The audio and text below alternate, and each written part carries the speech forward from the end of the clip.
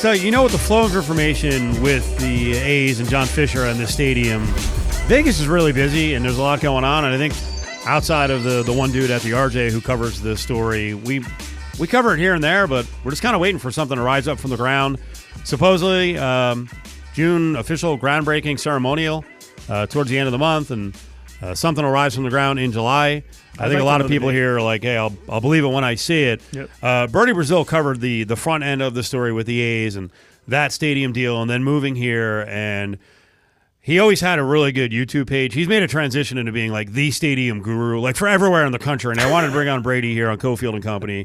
And I keep calling him Brady. Brody. It's all right. Brody, what's going on, buddy? How are you? Thanks for having me. I wish that wasn't my, is it niche or niche? Whatever it is. I wish that wasn't my thing, but it's happening so often across sports now. Teams are either relocating or threatening relocation and stadium stuff and tariff stuff.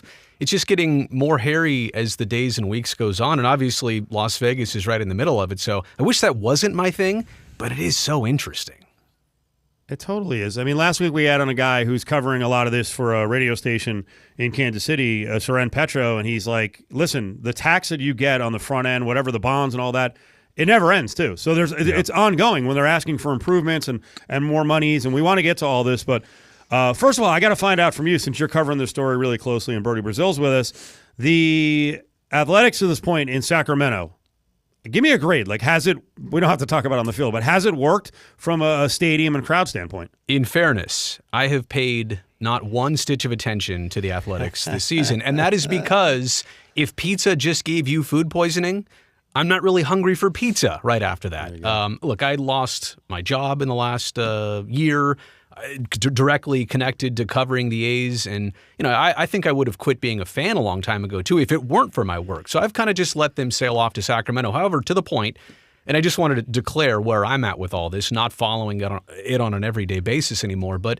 no, I mean, I said years ago that if they go to Sacramento and don't sell out every game, that is a huge red flag. And here they are, maybe only selling out a few. Even when they do, you look at the attendance, it's not truly a sellout.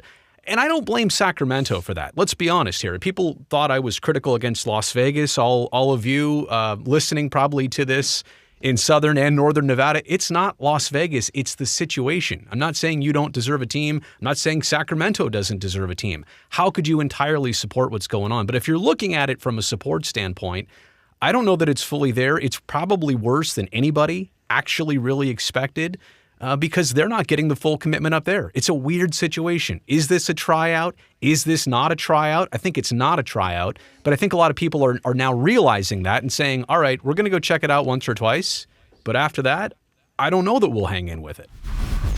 The process here is interesting. Like I said, nothing's risen from the ground yet. There hasn't been the ceremonial groundbreaking. I thought the hard date to be done by 2028 at the beginning of the season was get started in February. So we got that. It seems a little delayed. And now there's the other one that's kind of hanging over, which is, what have you found out about the possibility of tariffs screwing up this whole timeline? Well, let me compound tariffs with the fact that tariffs also reduced GAP stock, which is a big deal in all of this, considering not only John Fisher, but the Fisher family. I urge both of you to go take a look at GAP stock. Within the last week, it has sunk about 20%. It's been reported that the Fisher family alone just lost $1 billion off of the stocks alone.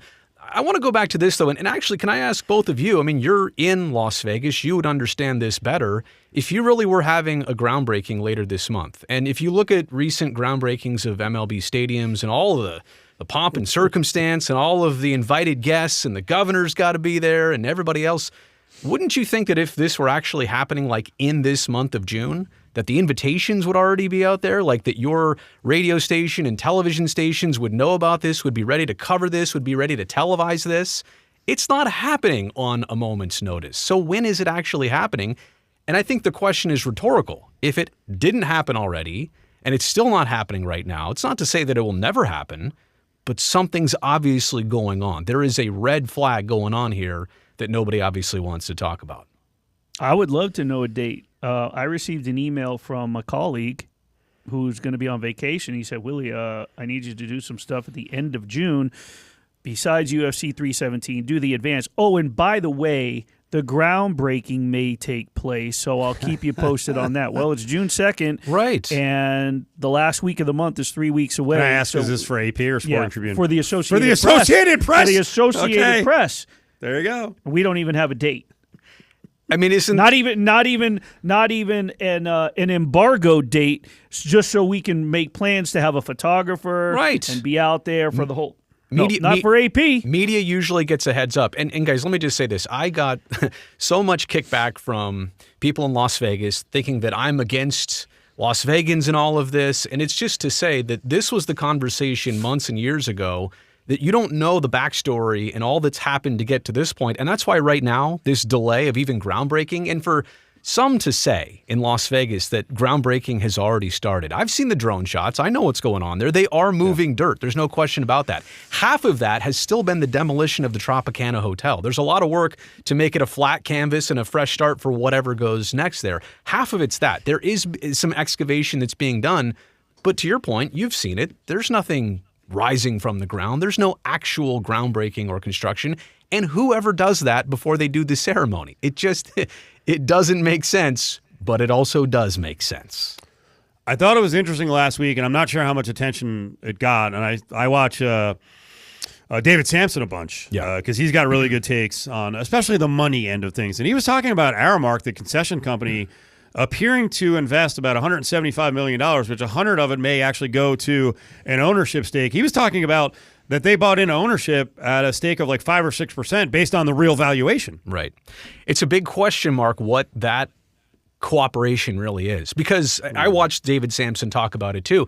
$175 million might be almost like buying the rights to being the concessionaire forever. Like this might be a buy-in of the franchise. It also might be more of like a licensing thing, kind of like a naming rights thing. But the bottom line that I go to is this. The A's need to provide the first $100 million of construction to the stadium. That was part of SB1 that was passed 2 summers ago. And if John Fisher does or doesn't just have a cool $100 million ready to go to start the process, maybe this liquid asset of 175, or even if it's just 100, that's the kickstart to get the money, to unlock the money out of Nevada. So then he gets another 380. So now we're up to 480. They still have to get to, what, 1.75 bill? And quite honestly, if either of you think it's really going to be 1.75 billion in Las Vegas with tariffs, with everything else, it's going to be 2 something, maybe even 3. Yep. Round the clock construction because they've started late here. Brody Brazil is with us out of the Bay Area. His YouTube channel is amazing for information on all of these stadium dealings and possible relocations in different situations. The Rays are fascinating. Now you've got talk up there about, hey, the repairs to that stadium they're freaking sky high, and now Orlando may come into play as another destination. Just move the whole team. You know, Tropicana Field is kind of like Tropicana Hotel. At some point, why would you try and fix the place up if you know you're just going to tear it down right around the corner? Yeah. And it's one of those situations where they are under contract. The Rays are 3 more years with Tropicana Field in the city of St. Petersburg. So the Rays are kind of forcing now St. Petersburg to do this work, to pay this money, to put this roof back on. Who knows if that'll even be complete by the start of next baseball season. And I've covered the Rays situation. Look, I'm not from Florida. I have 0 connections to Tampa or St. Pete or Orlando, which I know we'll probably get into. It's all fascinating to me, guys, because of what we just experienced with the A's. I've seen this movie before. I've seen how all of a sudden tourism is the special flavor of Major League Baseball. They want to get to tourism in Las Vegas. They might want to try tourism, double as much tourism in Orlando. So I've seen how fast these owners can approve things just to get the problem off their hands, and then all of a sudden a team is moving in that case. Okay, how real is Orlando? Very real. Well, I'll tell you this. Here's the 2 realest ones I know. Orlando for a team out east, like the Rays in Tampa and St. Pete. I'm going to throw Utah in the conversation that if you think right now, if you're in Las Vegas and all you want is the Athletics to be yours, you also better watch out for Utah. There's $900 million sitting in the state of Utah right now for a baseball team in Salt Lake City. They've got the Larry H. Miller Group ready to go, ready to pump in hundreds of more millions, if not billions of dollars for the site. They also obviously going to want to take ownership of the team. Utah is just sitting there in the weeds right now. I think they have another 8-9 years to try and get this done. It's under a legislative law was passed. So basically, like, this is still an option for the state. But I mean, look, if it comes down to brass tacks with the A's and Sacramento isn't an option, and whatever the issues are in Las Vegas, I mean, look, state of Nevada has ponied up $380 million. That's nowhere near what $900 million would get you. So I think Utah is very real. To answer your question, I think Orlando is very real. I'm not saying that it's for sure, but if Stuart Sternberg wants to sell to the highest bidder and they're in Orlando, I think he has no problem doing that. And I think baseball approves that in a split second. Okay, so speaking with Brody Brazil, Brody, you said before, hey, it's nothing against Vegas. This is all about that organization.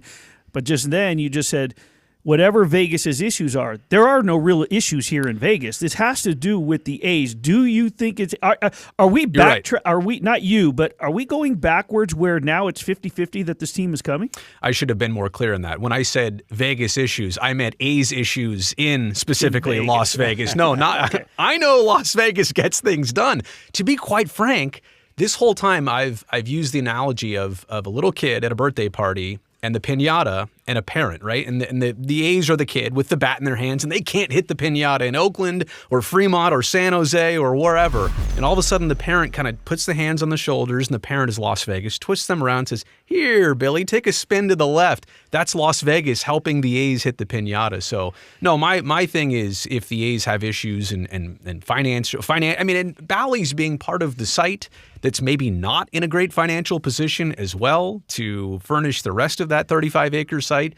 There's just so many questions. But yes, they are central to the A's and not Las Vegas. Brody Brazil is with us. I got like 45 seconds left, so I'm going to kind of crowd this in here. But I did see that you had a video up on your YouTube page about sports reporters being replaced by content creators, which is a topic we talk about all the time, especially the power of the Raiders content creators. What are you seeing? Just a lot of people who are trained in the broadcast world like myself that either lose their job or find a new job or find a new place. And look, there's just a market for it. I don't know if it's better or worse yet.